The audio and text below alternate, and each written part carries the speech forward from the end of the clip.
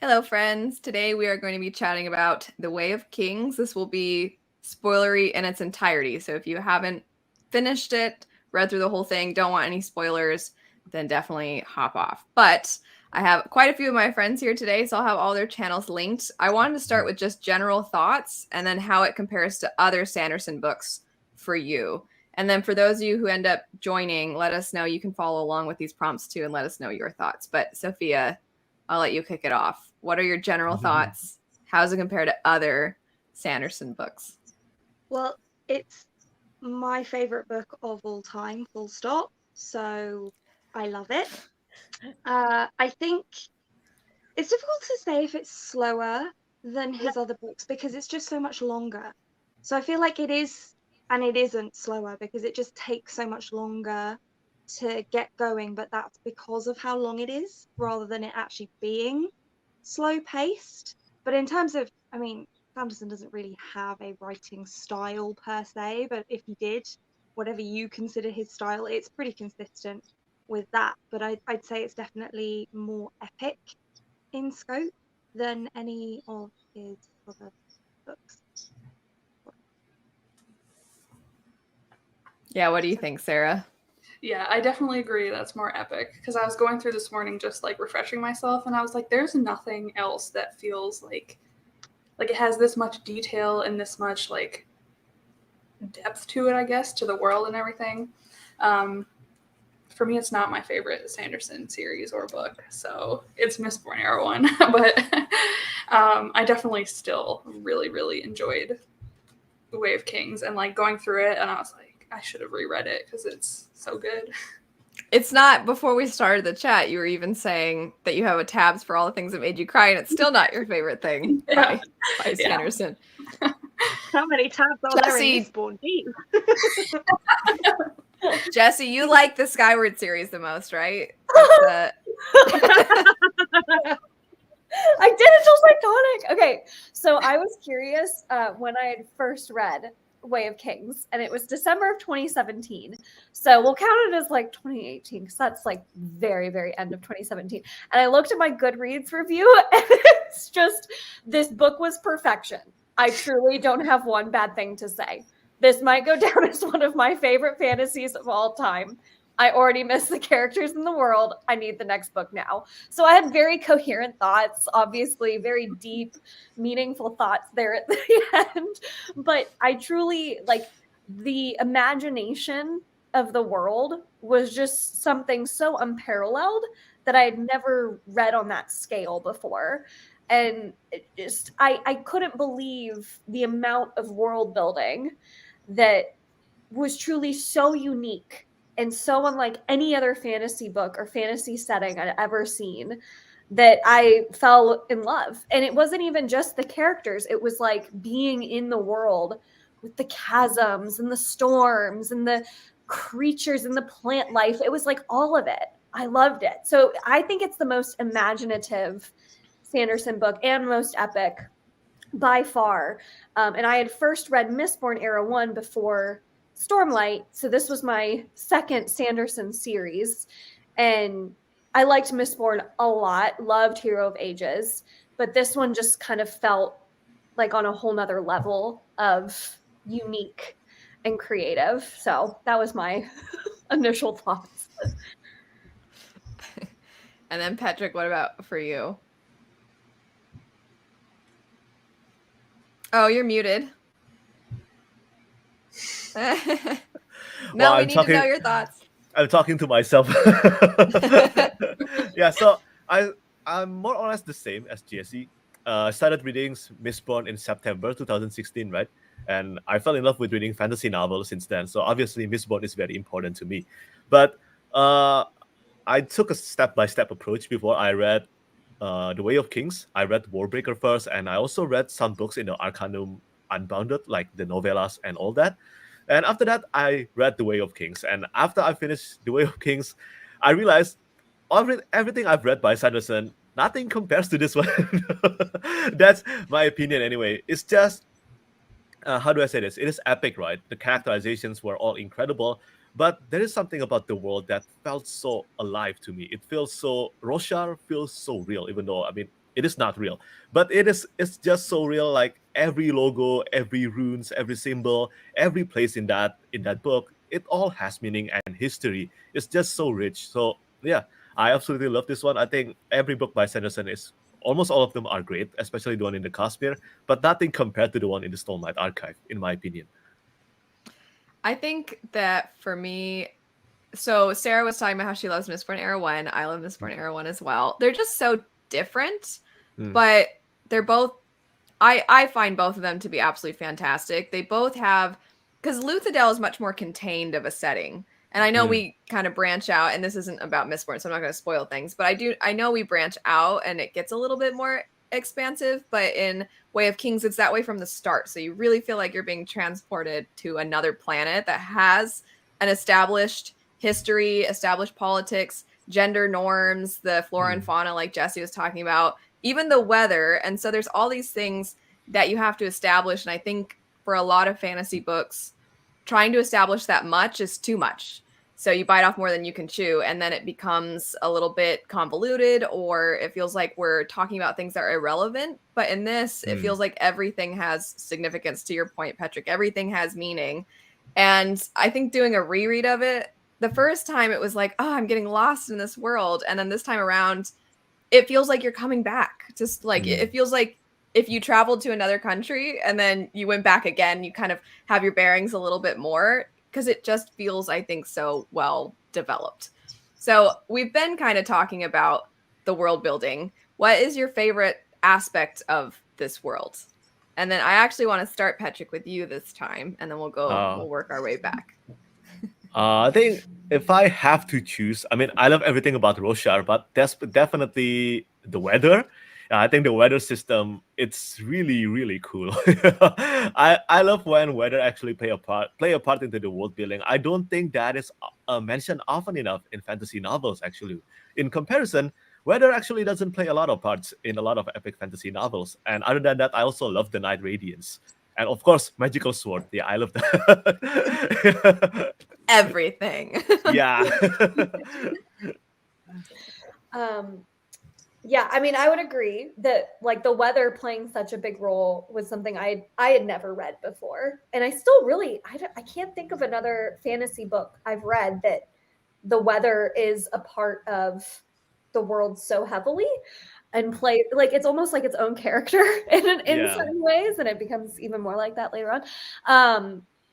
I this might be a part of a different prompt.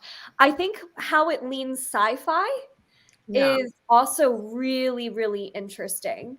And as you get further along, I know this is just for Way of Kings, but as you get further along, I just really think it's cool how he's now leaning more into like sci-fi aspects. And the magic system is fascinating for that reason. I don't know. So I think, I mean, everything. I love the plates and all of that, how that played such a big role in Way of Kings with the swords and the plates. I forget the name of everything. Shard plate? Yes, plate. you know what I'm talking Yeah, about. you got it. You're good. But yeah, so that part is my favorite. And the spread. Oh, Dang it, Jesse. I knew you were going to say it. That's what I was going to say. The spread. I'll let other people talk about the spread more, because I'm sure we'll talk about it. I just love how like expansive it all is, and how each region kind of has its own culture and their own, like, even the groups of people look very different from each other. And I just love all of that, because I love like exploring that. I was looking through my tabs, and I tabbed twice when they talked about the people with the long eyebrows, because it's just like it's just so weird, and I love it. And I also do really like how the weather impacts like the evolution of the animals and plants on this planet, like on the world. Like I think that's just really like an in-depth way of world building, because it's really considering everything. Like obviously if the weather is like this all the time, of course the plants and animals would adapt to live in this kind of environment. So I love all of that. Yeah, Sophia, do you think similarly, or did they take all of our answers already? I agree with everything, and I love everything about the world building, but I'll leave you all to speak about the Spren. What I will say is the thing that just always makes me think Stormlight Archive is the Shattered Plains. I don't know what it is, but that's so synonymous with the Stormlight Archive in my mind. So I almost always think about those two things in tandem. And it's not, I think it's probably because that's where Kaladin is for the whole of the first book, basically. And I'm Oh, like, we love Kaladin. that's all I want in life is to be with I think too. So the Spren are so interesting, but I think what is especially difficult to establish is you have to make sure the readers understand the concept of the Spren. You have to make sure the readers understand the world well enough and the ways in which things go against what the norm is, because Syl is against the norm. And so you're having to establish, okay, this isn't normal. And we have to, the concept of Spren is so unique in general, because, you know, you can be like, well, they're kind of like fairies. Well, at least Syl's kind of like a fairy, but then there's some that are just weird, sludgy things. And so there's just so much to this Spren to take in. And with Syl in particular, now you're having to see, oh, what's up with this little one? Why is she different? Oh, she's cute. But then, well, how come Rock can see her? And so I just like the mysteries. As soon as you feel like you're getting your feet firmly on the ground, then there's something to shake it up. So I always really like that with this world building. But you have to be able to establish the world well enough to where when things are odd, that you pick up on it and you're starting to notice. And that obviously plays a role in Kaladin's, well, why is it that the spheres keep losing their stormlight, or the, what are they called? They're called, what are they called? You know what I'm talking about. But they keep losing the stormlight. And you're like, well, there's something to that. And you're trying to figure out how it's connected. And then to the point about the weather and the shattered plains and everything, even the fact that the architecture is like the way that the rooftops are sloped is based off of because the storms always come from a certain direction and things like that. And then the last thing I'll say about the world building, I think Sanderson, if he wanted, could literally write another series that is in a different part of this world if he wanted, and make references to like, oh, that heretic Yasna and things like that, or like the Blackthorn. You get these references here and there that you can be like, I know what this is. But you could write a really rich, really cool, entirely new series in this world, and it wouldn't feel like it relied on what is going on. You could read it out of order where you didn't have to read The Way of Kings. And I think that says a lot, because there's other series where I think this is very character driven, but the world is done so well that with other series, it's the characters that make the story, even if the world is cool. If you came back to that world, you might have a hard time coming back to it without the characters, the cast. And in this case, you could come back to this world and just go to one of those other countries. Like I think, Patrick, you mentioned that each area is so different and the culture is so different. So I really like that there's just so much to uncover, but he simultaneously brings you along really well, I think.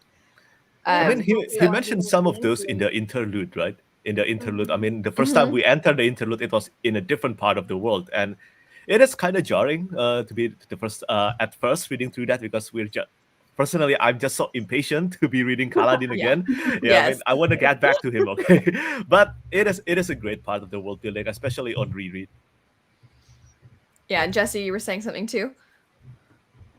Well, I was probably just coughing. Yeah, I mean, so I'm exactly like that. The first time reading those interludes, I was like, I don't care about these random people. And this time around, because I already know it's going to happen, I have a little more patience. And so even it was more interesting to read about the cultures of the other places. So you get the two that are, you know, basically merchants, and the mentor mentee, except for they're related also, and he's kind of trying to guide her. And they go to the Shin, just not Zeth type, but they go to the Shin, and the Shin are very much about, oh, well, we want you to undersell your product's value. Don't try to tell me it's the most magnificent thing. Tell me how worthless it is, and then I'm more likely to trust you. And then even just the area that there's what is it called, where it's mostly grass, right? Like the idea of the Shattered Plains is so foreign to them. So it just kind of shows how big everything is. But the first time I really was like, I don't care at all. I did think though, this time around, so we talked about Spren a little bit, the passage where they're measuring the Spren and they're noticing that they kind of freeze in place was so much more interesting to me this time around than it was before. So I'm curious, what would you say? This could be something that ties into some of the interludes and things like that, but just in general, because we've been gushing already so much, and we're gonna gush more when we talk about other characters and whatnot. But what are your criticisms of this series, or just this book in particular? So Sophia, I'm gonna make you go first this time. She probably has none. I can't think. I honestly can't think of one. I want to flippantly say it's not long enough. I could have it be twice as long and be just as happy. But well, no, what about this? What's your thoughts on? Because I like his writing because it's simple. Like there's already enough going on that I don't need the writing to be a lot as well. Like I think that's my problem with N.K. Jemisin is it's just too much. Like she's so smart and her writing is so great and her stories and worlds are so complicated that I'm just like, this is too much for me. I need one or the other. I can't do both in the same place. So it's a cop out, but I don't have any. Maybe I'll bounce off of someone else's later, but I can't think of anything. I will say to this that the interludes, I think, are not all that important to main plot, but I do think that by Rhythm of War, certain things that were talked about in the interludes are you're like, oh, that's what that was, or that's who this person is. But I don't know if main plot. But I mean, I will say I feel like interludes and the fact that it's not really Way of Kings specific, but as you go through the series, all the extra it feels like that you need to consume in order to really have a full grasp of everything. I guess that could be a criticism. And that's not really for this one, though, because this one stands on its own just fine. But I do think that is kind of a criticism of the series. But for this book specifically, Sarah, are there any criticisms? I do think it's a little too long. Like, I know, especially people going into it, like, it's intimidating to see it that long. And obviously a lot of stuff does happen in this book, but for me it was just a little bit too long. And this might be a me problem, but I feel like sometimes I'm just like, I can't remember all the things I feel like I need to remember to like understand exactly what's going on all the time. So I think that was definitely my hardest part with this book and the series in general, I think. You almost feel like you have to reread. Yeah. Yeah. I agree with this comment too, that or you want to learn more immediately, you'll have a hard time because there's a lot of details that won't make sense at first. And I agree with this too, because people that have tried this series, because I'll tell them like, oh, I love Stormlight Archive, but I'll even say it's maybe not the first thing you want to jump into if you're getting into fantasy. And they'll go for it. And sometimes it works, sometimes they get really lost in it and that's great. But other times they're like, I just don't know what's going on. And it really does pace itself well for the amount of pages it is. Because if you think percentage wise, how long it usually takes, but then when you think page count wise, how long it usually takes for you to feel invested, it definitely takes more time. What do you think, Jessie? Yeah, I can't speak from personal experience because, like Sophia, I don't have any for me personally.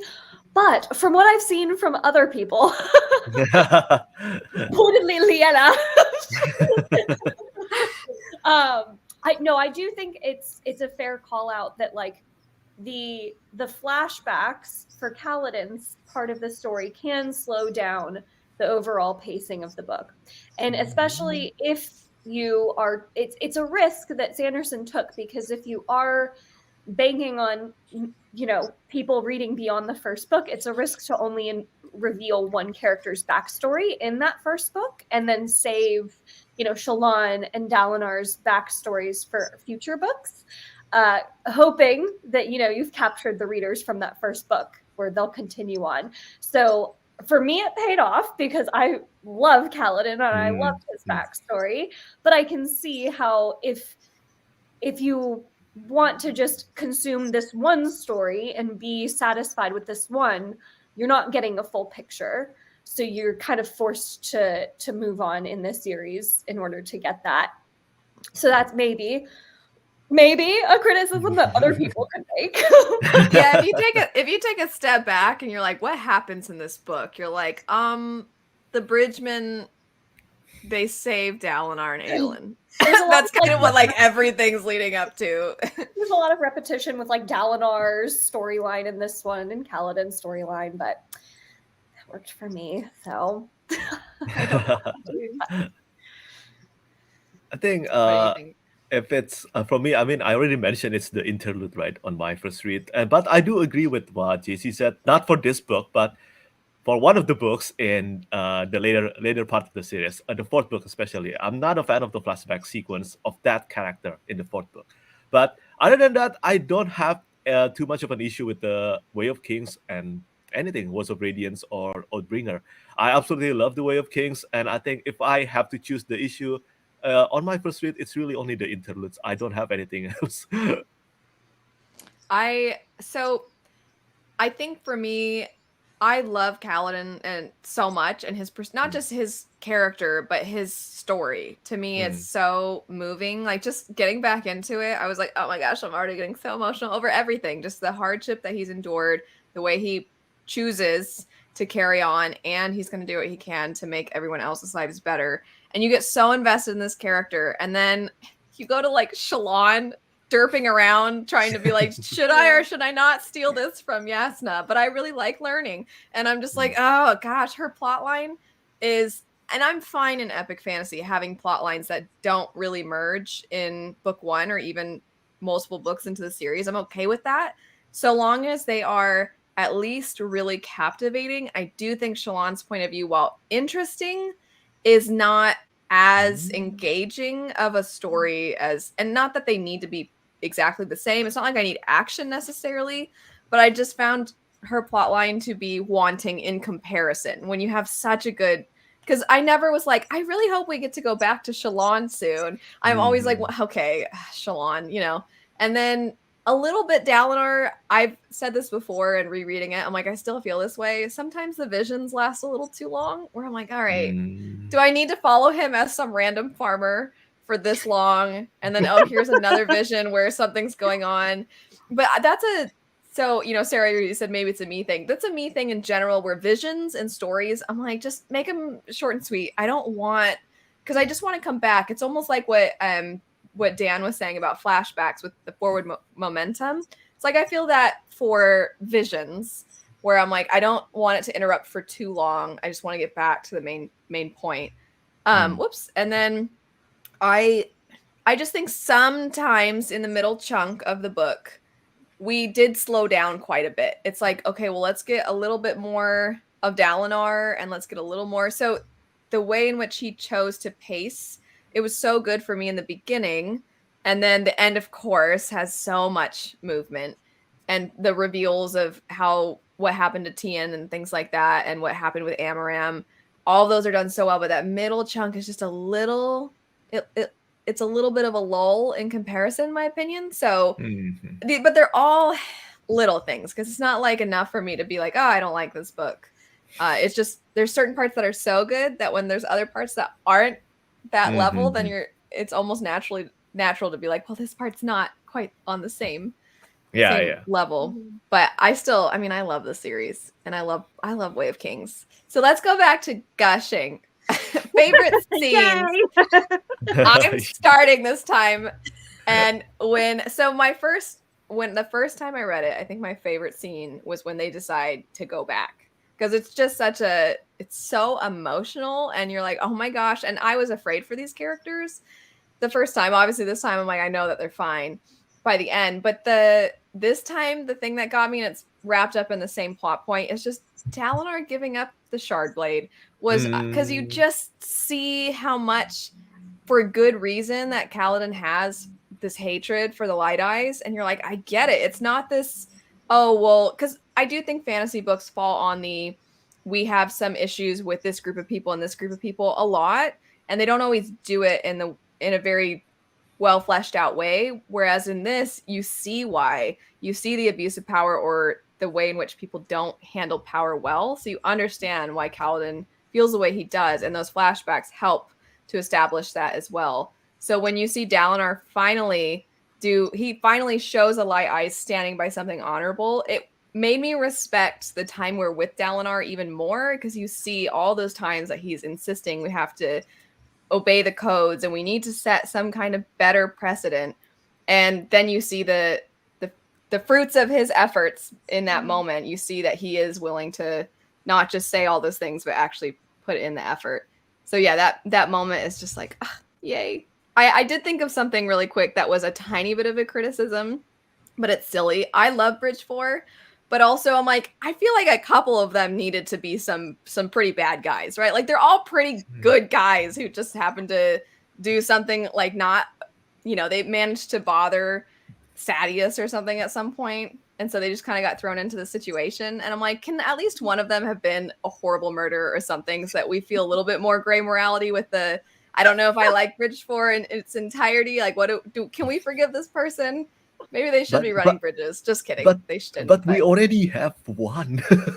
I know, but not till later. Not till later. That's the thing. Is there and he's very stressful enough already. I know. I agree. I mean, I can't talk about that character yet. I never liked that character ever. Yeah. I was like, no, Kaladin, don't like that person. Anyway, so favorite scene though on reread was Dalinar giving up his shard blade. It was just so good. Okay, no one can steal it. Someone else go now. Jesse, let's start with you. Let's go a different direction. Or actually, Petrick, we'll go with you because it sounded like you were about to say one.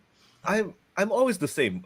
In almost every book in the Stormlight Archive, it's always when the immortal words is being spoken for the first time. It's always that scene. I mean, that scene just stopped my heartbeat for a while. Always, well, even on reread, it still happened again. And yeah, I think it has to be. I think that was the culmination of everything in the book. And it leads to that, and the result was just phenomenal. So yeah, that still remains my favorite scene, when Kaladin say the first immortal words. Okay, well, yeah, you two just take the two best scenes. Yes.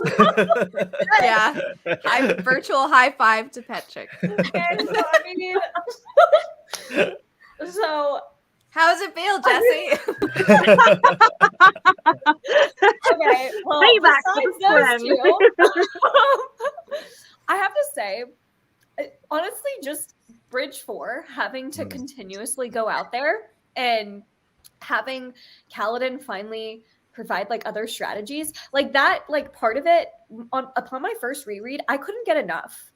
Every time they had to go out on a run, I was like, okay, all right, what's Kaladin's plan this time? All right. That's true. I was getting like pumped. I was like nervous and the edge of my seat, like who's gonna make it? Who's gonna die?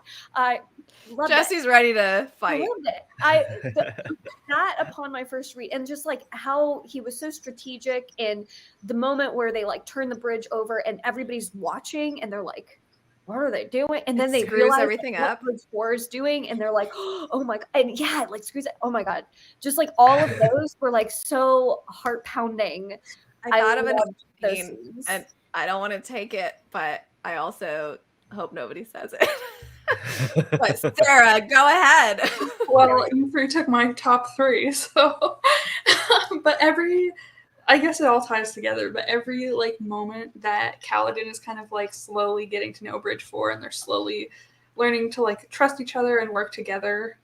And I just love all those scenes and how it like builds up to them working together on the bridge runs and all of that. So just all of them. The building of Bridge 4. Yes. Yes. Sophia, don't say it. I'm afraid you're going to say it.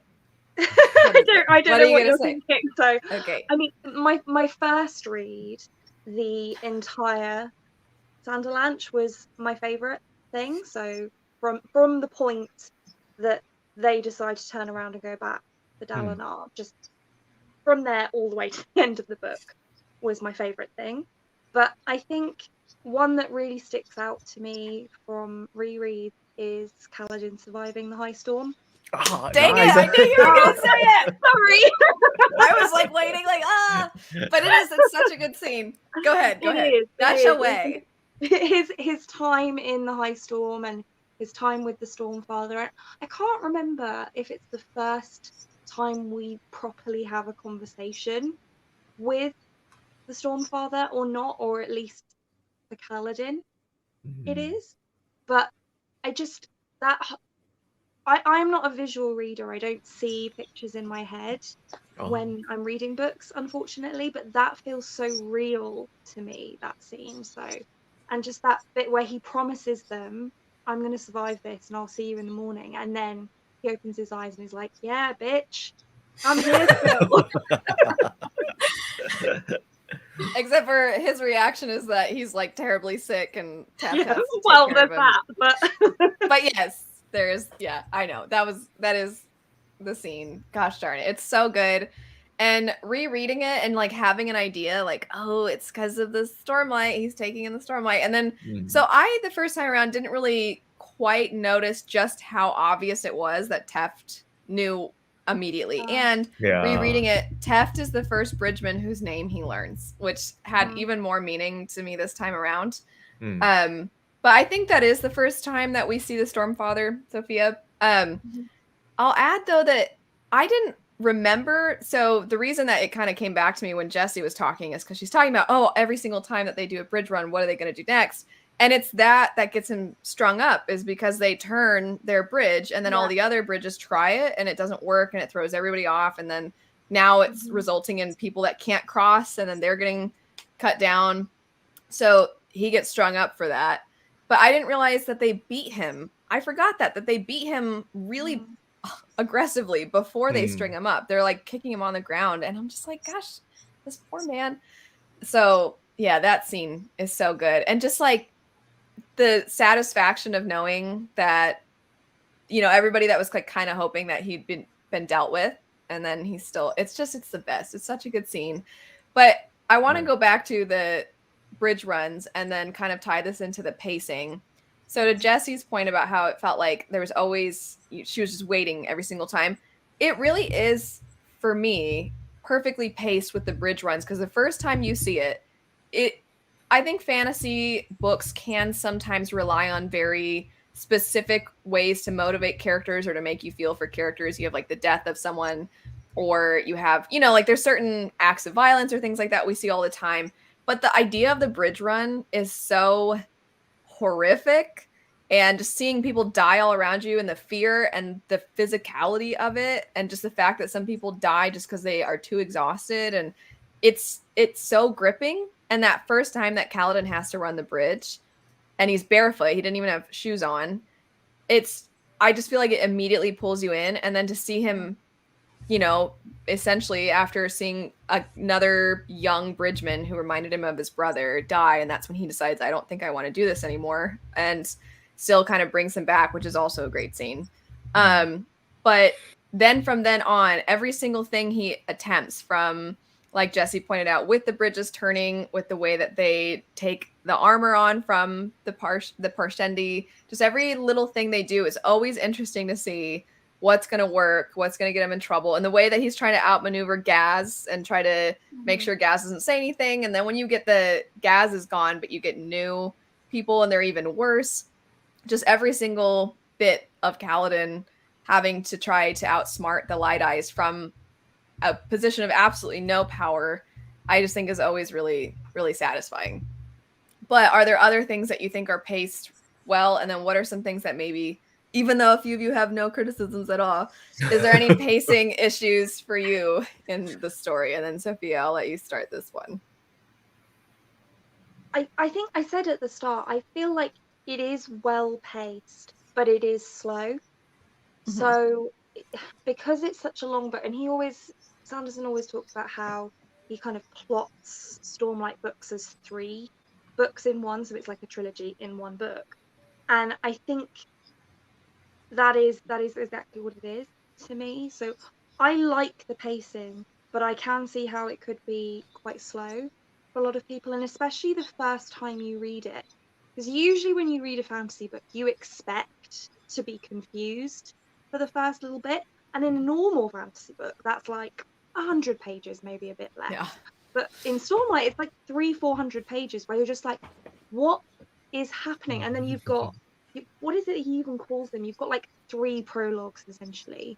And that's like 80 pages before you're even like in the main story. It's like, what is what's happening? I'm confused. I'm so lost. But once you've got to the end of it, you kind of appreciate the fact that it needed to be that way. But I think the first read through it is a little bit like, am I ever going to understand anything that is happening in this book? Because it feels like, no, you do. But it's a long road to get there, or a long bridge run, even. Sarah? Yeah, I think just switching. Well, since we get like most of the points of view in the Shattered Plains, switching to Shallan, I feel like is just like as soon as you're getting into the story of the Shattered Plains and the bridge runs, you're just like, now we're somewhere totally different, doing something totally different that doesn't seem to connect at all. So I think definitely for me when I read it, that was like hard to go back and forth between those two things because it didn't seem like there was a connection like at all. And I was like, Aside well, from Yasna's related. yeah. So I'm like, well, why do I care about what's happening in both of these places right now? So I think that is my hardest part about the pacing is just having to switch constantly. Yeah, I agree that, I mean, upon my first read, especially, the majority of what we've been talking about when we've been talking about Way of Kings is Kaladin and the bridge runs in the Shattered Plains. So it's kind of telling that like we haven't really talked about Shallan like at all. And that was the slowest part of the book. It's not that I disliked it, and I expect when I have to go into a multi point of view fantasy story that some of the storylines are probably going to grip me more than others. And Shallan does have her moments where, later in the series she really shines. But this particular book is not Shallan's book. And so having to switch to Shallan was like kind of a moment where I was like, okay, well, I guess I do need a pause from like the intensity I just experienced with the bridge run. And here's Shallan just in time for my breather because I really don't care as much about what's going on here. So it was something that like didn't bother me. It didn't take away from my enjoyment of the book, but it was something where I was like, all right, I'm ready to go back to Kaladin now because he's a lot more interesting in this one. Yeah, I think for me, I mean, it's not like I felt invested in Shallan as much as Kaladin, but also I'm a visual reader, right? When I read, I can imagine the scene and all that. And having Shallan in the city of Kabrant, I think it was just so vivid in my mind. So because of that, I did not feel bored reading Shallan's story because of that. But also regarding pacing, we tend to relate the word slow to be. I mean, the word slow in fantasy books usually kind of mean negatively, but Yeah. I also would like to disagree with that. I mean, slow can be good, especially in epic fantasy. I tend to think that when we're going to read epic fantasy for the first time, this is going to be a slow book. That's always my mind. But sometimes that can be good, sometimes that can be bad. Example of bad being for me is like the third book in the Farsi trilogy, Assassin's Quest. I mean, when you think, yeah, I'm sorry, but that one was I struggled a lot through that. And in a way, when you think about it, not a lot of actions happen in that book. And in the Way of Kings, for like 300 pages or something, not a lot of actions happen as well, unless you count the prologue, of course, the one where the assassin in white strikes. I mean, that one is really great. But yeah, I think regarding pacing, other than the interlude again, because it's like, okay, you have to take a break now, but I don't want to take a break. Yeah. So other than that, I don't have any issue with the pacing in The Way of Kings. I think even the one that people like to call slow, all of them felt so fast to me, if that makes sense. I definitely think that it's more of like a demanding, of course, because of the page count and everything, and the fact that it's not action nonstop. Yeah. It is a little more demanding of your patience, but I also think it's more rewarding in the end. And I think all of what we were talking about with the world building and how connected you feel to the characters and things like that, and how emotional those big moments are, I don't think we would have those if you didn't take the time. Because to the point again about Sophia was saying the entire Sander Ranch was such a high point. I mean, that lasts for so long. And I remember the first time I read it, I remember it was late at night. I was when we were living in an apartment and I was like up late reading because I'm like, oh my gosh. And I was so invested, but I don't think I would have been as invested in all that had it not been for the time. So to your point, I agree that slow isn't always bad. I think there's a difference between slow and boring. Yeah, And yeah, I would say a exactly. lot of it I would say a lot of it is slow, but not necessarily boring, except for the visions. They're interesting to dissect. They're just, you're like, huh. I think the first time the visions especially irked me because they put so much emphasis on, but dad, you're probably just getting old. And I was like, is he? I can't tell. Is it like, is he just losing his mind? I don't think so. I'm with Dalinar here because this Adolin kid is annoying. And then what do you know? I can't stand Adolin for forever and always. I was Oh, wondering when we were going to get to that. Oh my gosh, rereading it, I was like, oh, he's so annoying. And there's a thing I tabbed the first time you're introduced to Adolin. It's just one obnoxious thing after the next of him being like, I just like, this lady just is the jealous type. And you're like, well, maybe don't be don't date multiple women at the same time, and then you won't have that problem. Like, maybe get a planner so you can plan out when you're seeing who. Anyway, he's just so frustrating to me. But anywho, the point being that I do think that slow is, in this case, for the most part, pretty good. I do have some criticisms of the series overall, and some of the things in this first book as well, that they do kind of sometimes interrupt the flow a little bit.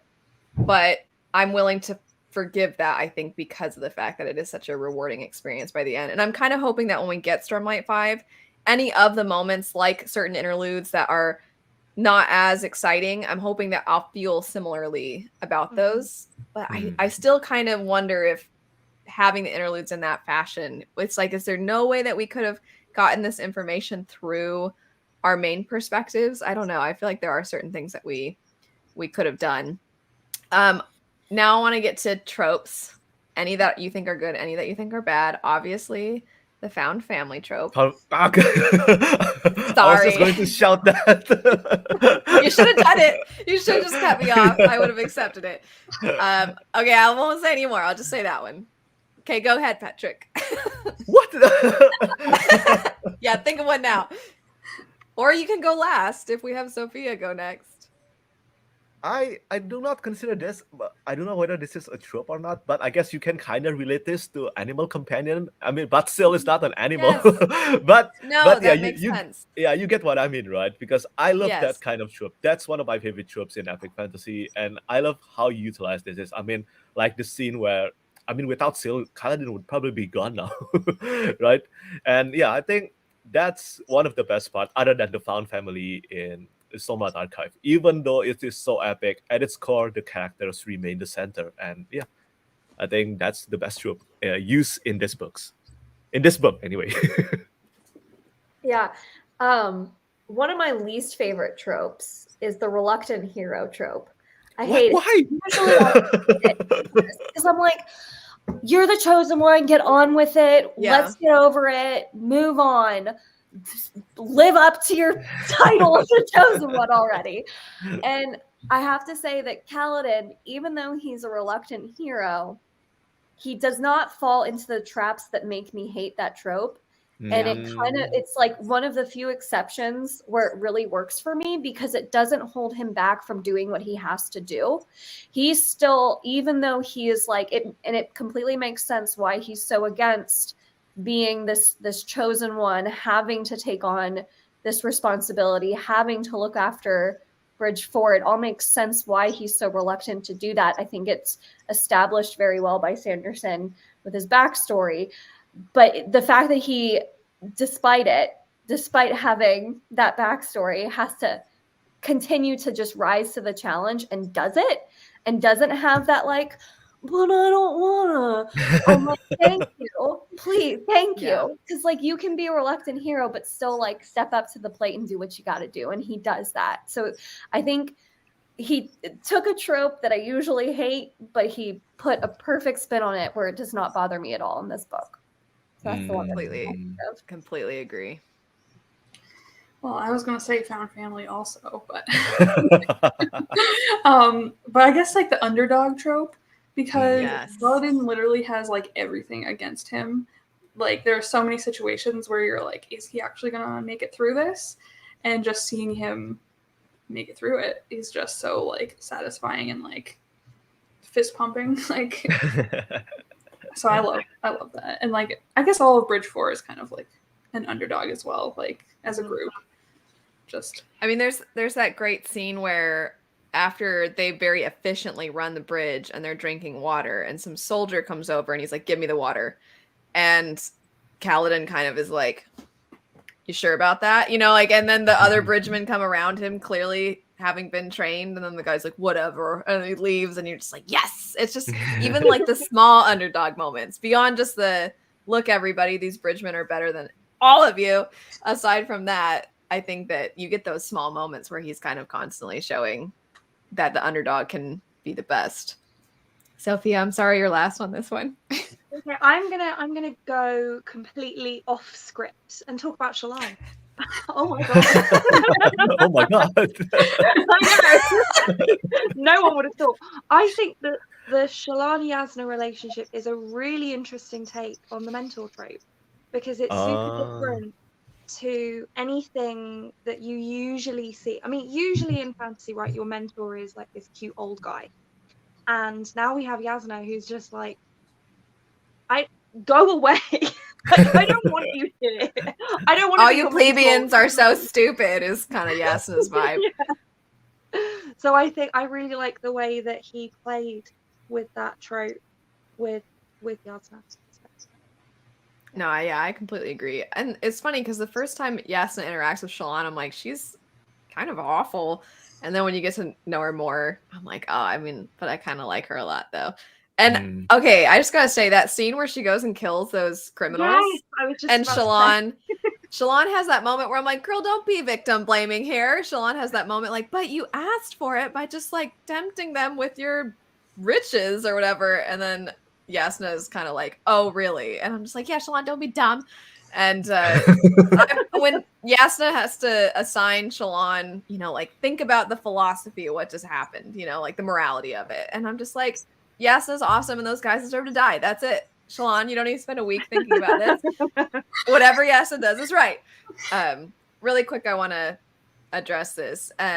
So I tabbed quite a few things this time around in the interludes. I think the first time I read it, I didn't know, and I guess you could say this is a criticism, I didn't know that some of this was not going to play a role within this book. So I didn't know, oh, this is going to probably come into the picture later. So I didn't really do anything with the interludes. But this time around, I definitely was kind of paying attention more. Did any of you want to follow up on that? I think it depends on the kind of epic fantasy books you're reading, at least from my opinion anyway. I mean, for books like The Way of Kings, Stormlight Archive, or maybe Malazan, maybe sometimes you want to take notes or do more highlighting for some things that you think might be important later. But most of the time, I do not highlight. I only highlight passages that I think are well beautifully written and a profound message, something like that. But not about world building and all that. I don't usually highlight those. I just absorb everything and then probably forgot in a month, and then I will reread again if I love the series enough. Hey, a month is better amount of time. I feel like sometimes I'm like, I don't remember these characters' names. Not even like important small details. Did any of you have any thoughts on that either? I'm such a lazy reader. I don't for anything. I don't usually annotate or anything either. Yeah. When I reread Rhythm of War, I did a video where I talked through all of the cosmic connections and things. So I did for that one, but I only tabbed. I still haven't highlighted or anything the Way of Kings, but I think this isn't accessible for everybody. I appreciate that. I'm just like a bit of a weirdo and a little bit obsessed. But the more I reread it and the more I reread the series, the more I notice. And the thing I learned from Mistborn, and this is not spoilery for Mistborn, is that Sanderson doesn't put anything in unintentionally. So anything that you read could end up having meaning later. And there's no way that you're going to remember absolutely everything that happens. He does that on purpose.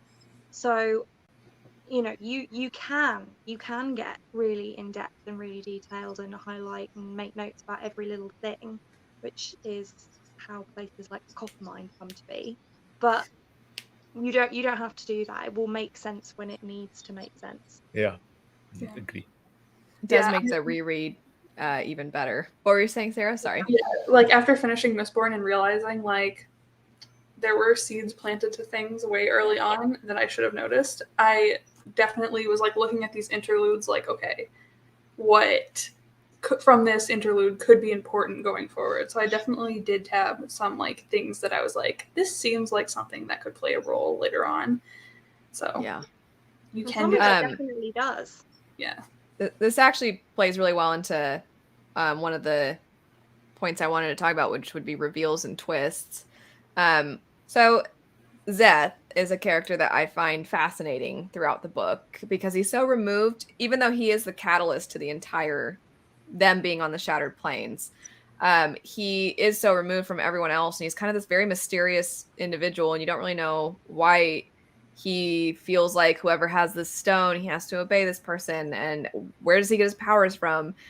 And then the twist at the end that it's Taravangian who has now gotten in control and is causing all of this chaos to start happening. And the way that it leaves you off with like, you got to go for Dalinar now, I think is I remember the first time I read it, I was like, what? The nice old guy at the hospital, the king of Garbrandt? That guy? I remember being totally blown away by that. So I really liked that twist. I don't want to hog all of them though. I'm gonna let Sarah go first because every time she's in the middle. Actually, I went first. Sorry, but you can go next.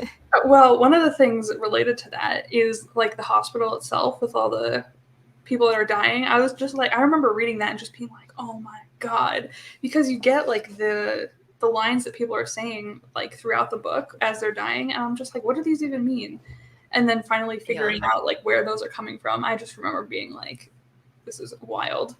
So I think that definitely was one of the big twists and like definitely kind of paid off that storyline a little bit for me, at least. Shalon's most interesting thing was that she interacted with this other person that became interesting.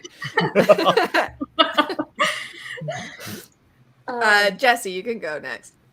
I'm gonna have a cop out because I don't remember a specific one that y'all haven't already mentioned from Way of Kings. So I'm just gonna spoiler free say Oathbringer and the backstories we get in Oathbringer are some of my favorite reveals in the entire series.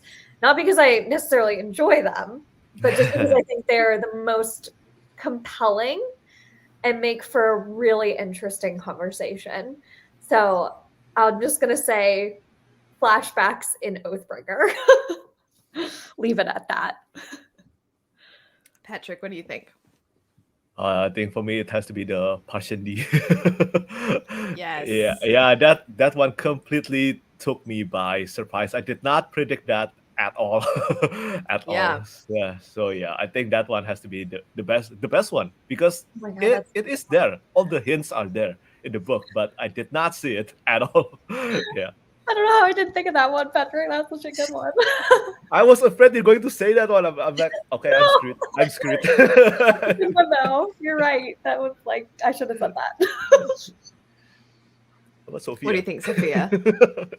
I agree with all of the ones you've already mentioned, and I don't want to say anything else because I do not have a really clear idea in my mind of which reveals happen in which book. Oh. So I could just accidentally spoil something, so I'm not going to say any others, Yeah. but all of those are great. To add to that one though, Patrick. Yeah. I want to, I guess, compliment the way in which the Parshmen themselves are written. They're so in the background. And it's weird because obviously by the end, Shalon thinks, oh my gosh, they take care of people's children. They are the ones that help build everything. They bring us our food. So if they want to cause harm, they are in our most intimate spaces and we rely on them so much. But it's bizarre how much you don't even notice they're there. And he mentions them plenty throughout the book, but you don't really think about them. And so I guess the way that he's able to capture the same way that the characters and society doesn't really think about them, you sort of do the same thing, even though it's terrible. And I do like there's a passage where I think it's Teft is telling Moash that it doesn't matter who's in power, they will always find someone else beneath them to misuse their power against. And then pretty shortly after, they get a Parshman in their bridge crew, and Kaladin's like, he's one of us, and you're like, yay, but at the same time he's like, I don't really want him, like, you know. He still kind of has his own bias and everything, but at least he's willing to be like, no, he's one of ours. But I do think that's such a great reveal at the end of wait a second, oh my gosh. And the connection of the fact that the Parsheni and the Parshmen, they're clearly somehow similar, and it seems like it should have been more obvious to everyone. So yeah, I agree. I will add to that the reveal with Amaram and what happened with Kaladin winning the shards, and then he obviously, like, the fact that he didn't have them taken away, he just turned them down and gave them to someone else, and they're like, no, we can't have that. I thought was interesting. And then of course Sadeas betraying Dalinar. And his reason being like, I think that you're actually terrible for our country. And Sadeas became more interesting to me on this read through because, one, I forgot that he was the person in the Szeth prologue. I think it's the prologue because there's technically multiple beginnings, but that he was the person that was the decoy. And you're like, oh, he like really cared about Gavilar, and he actually does care about their kingdom. And he has his own twisted way of showing that, but he actually is kind of like the perfect representative of their culture, of that kind of ruthlessness of, no, we need to be more aggressive, every man for himself. We need to conquer and gain. And so the fact that he betrayed Dalinar for what you're like, by their logic, it's not just like, mwahaha, I wanted Dalinar dead, so there you go. It was like, no, after listening to you talk about how soft you're getting and the ideas that you're putting in Elhakar's head, I actually genuinely think that you're terrible for Roshar. And I don't know, I found him to be a little bit more interesting of a character than I did initially. So I found the reveal, I guess, / twist of that betrayal more interesting this time around. Were there any other reveals and twists? There's actually quite a few, but we've covered kind of the big ones. Nothing related to Shallan? There is something, right? Yeah. At the end, when no, that's correct. At the end, that she has to tell something true, and she says, I killed my father. Yeah. How did we not, all of us not say that?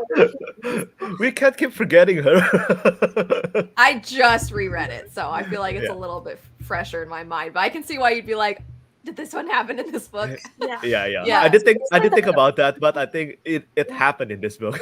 Yeah, that's a good point. Everything with like what Shallan's perspective goes from being kind of boring to like, what the heck is even happening right now? When she's like seeing everything with the weird heads, and she's going to this weird. We know now. We've all read more. When I think of Shallan, I always just think of Words of Radiance. So I forget how much got revealed towards the end with her in Way of Kings. But yeah, that's a good point. I didn't even think about that one. Yes, there's just so much that's I feel like it's so much more obvious when you read it again, where you're like, oh yeah, duh. So were there any other last things? I mean, I kind of jokingly threw this up here. We didn't really go over that particularly, and we didn't necessarily go plot by plot for each of the characters, but were there any other final things or any other scenes that you wanted to touch on, or do you want to address how terrible the writing is? Like that article. That article is such a Sadeas move, you know. Sadeas, I feel like, would have approached it with a little bit more cleverness. I'll say. In a very Alethi way, perhaps.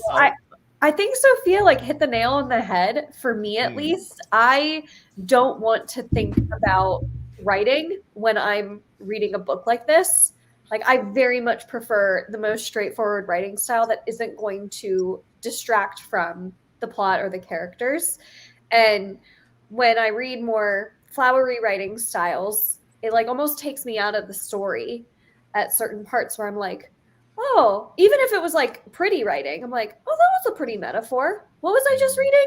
Like, it like takes me out for a second. So I like that it's the most straightforward writing. Yeah, I just don't want to be asking myself, like, wait, is this literally what this looks like? Or is this, are you trying to just create imagery? Or Yes. Yes. In a So- world where there's so much going, can you imagine how much longer it would be if it was Yeah. super flowery? It's like 2,000 pages. Exactly. I also forgot to mention in the reveals and twists that Ellicard cut his own strap.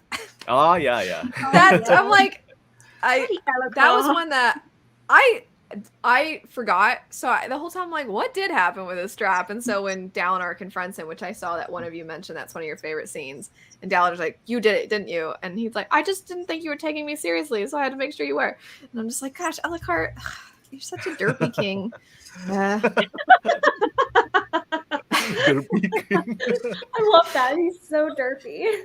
He is. He's derpy. He's just bumbling about, trying his best. I still like him more than Adolin. But anywho, oh, precious Renarin. Okay, I have to say, when Sadeas comes back and tells, which we haven't really talked about Navani, and I know she's not as big of a deal in this book anyway, but when Sadeas comes back and tells Navani and Renarin that, oh, they're trapped out there, and Renarin, it mentions that he's like on the ground, like he collapsed, and I'm just like, oh, poor little Renarin. I'm so sorry. I mean, I'm like, I know they're fine. I know they're gonna find that out in a second that they're fine, but I still felt so bad for him because he's the sweetest. Were there any other things that you want to mention before we wrap it up? I do want to just talk briefly about Kaladin's depression, because I have depression too, and I just felt so seen by him. And Yeah. I don't think I may have read other books with that representation in that has done it just as well, but I don't think I've read anything quite this epic fantasy that has dealt with mental health in such a great way. And there's lots of great representation in this series, and especially later on. But I just thought the way that is just such an intrinsic part of Kaladin's character, and he still just gets so much love from the other characters, but also from readers as well, was really meaningful to me. So that's something I really, really love about this series in particular, and especially this book where we're introduced to it. I agree. And I think that goes along with when Jessie was talking about the fact she doesn't usually like the reluctant hero trope. And I think that his depression goes along with that, because when you have depression, it doesn't matter at all if you have done well, if you've accomplished, or if you are facing adversity. It hits you and you just don't want to keep going at all. So I think him having to not only deal with the outside issues, but to have those internal things too, and still have that what's the trope of the person that wants to save everybody? What is that called? Oh my goodness. Anyway, I know it's why can't any of us think of it? You do none of you know I'm talking about, the person that wants the savior like complex. Oh yeah. Oh, He constantly feels like he needs to save everyone, and when he can't save everyone, I mean, he even thinks I must be cursed instead of thinking I must have some kind of blessing to always survive. He thinks I must be cursed to always survive. So he kind of has a tendency to see things in a negative because he can't make everything perfect all the time. But anyway, I do think that that's part of why the reluctant hero, why it works so well for him in particular as well, just because it's such a realistic thing that so many of us can connect to.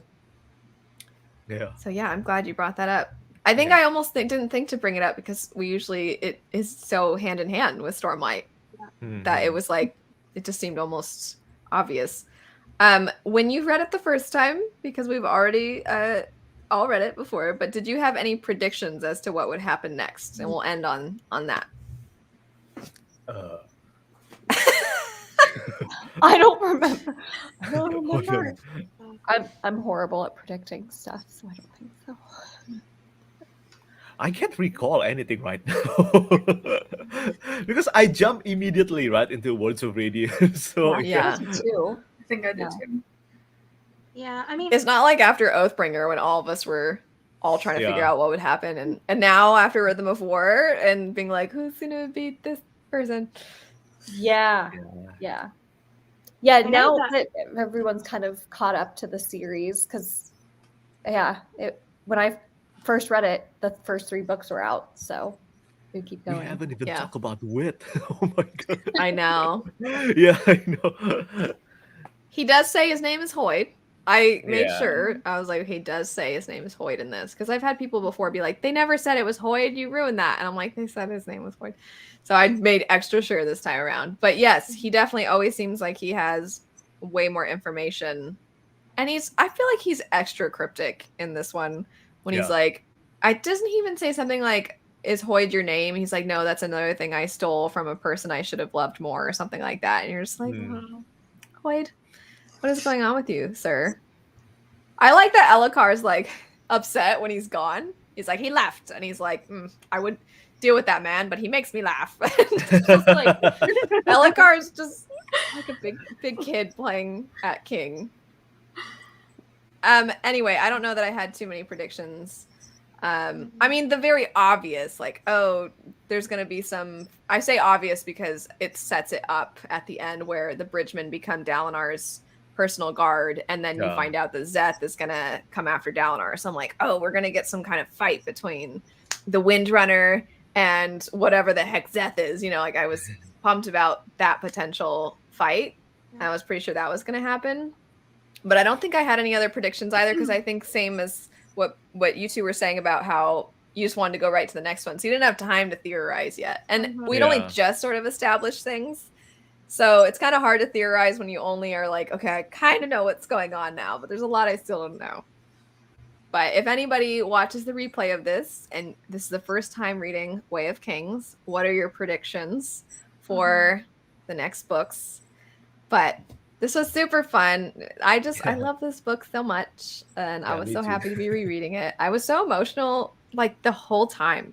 I didn't ever cry, but I was just like, over everything.